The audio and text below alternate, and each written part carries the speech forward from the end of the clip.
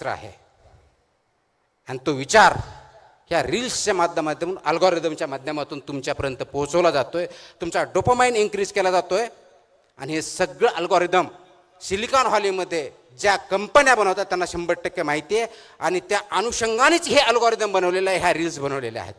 आणि त्याचा बळी तुम्ही आणि मी आणि विशेष करून भारतासारखा देश ज्या ठिकाणी सर्वात जास्त तरुण मंडळी आहेत त्या ठिकाणी होतोय.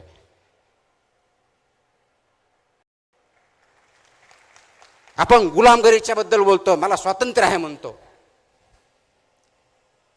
स्वातंत्र्यामध्ये आपण आहोत, यस. ब्रिटिशांकडून स्वातंत्र्य भेटलं, गुलामगिरीतून स्वातंत्र्य भेटलं, पण तुमचे विचारच जर तुमचे नसतील तर तुम्ही मुक्त आहात का? का एका गुलामगिरीतून जाऊन, फिजिकल कष्टाच्या गुलामगिरीतून जाऊन विचारांच्या गुलामगिरीत तुम्ही आणि मी गुरफटले गेलोत का? याच्यावरती विचार करणं आणि कार्य करण्याची वेळ आलेली आहे. आणि ती आपण स्वतःहून ओढून घेतलेली आहे. त्यावरतीच आपल्याला सर्वांना काम करायचंय, जागं व्हायचंय, जागं करायचंय.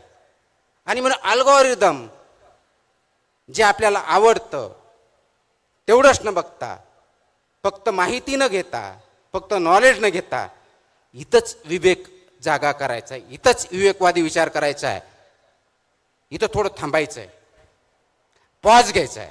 मी अनेक वेळेस बोलतो, पॉज घ्या. जो प्रवाह चाललाय, रील्स असेल, आपण जीवन चालत असू, घरामध्ये वागत असू आणि सो कॉल्ड आपण वादविवाद करूचो, वाद होतच नाहीत, खूप मोठ्या प्रमाणात भांडणच होतात. विचारांची देवाणघेवाण होत नाही, फक्त देवाण होते. आपण ऐकतच नाही, फक्त आवाज करतो. ऐकण्याची सवय नाही राहिलेली. का?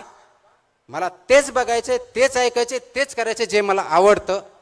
त्या गुलामगिरीत आपण जर फसलो आहोत तर त्याच्यातून बाहेर येण्यासाठी एकमेव मार्ग ज्ञानाच्या पलीकडे जाऊन, तो मशीनमध्ये नाही आहे, तो अल्गोरिदम मध्ये नाही आहे,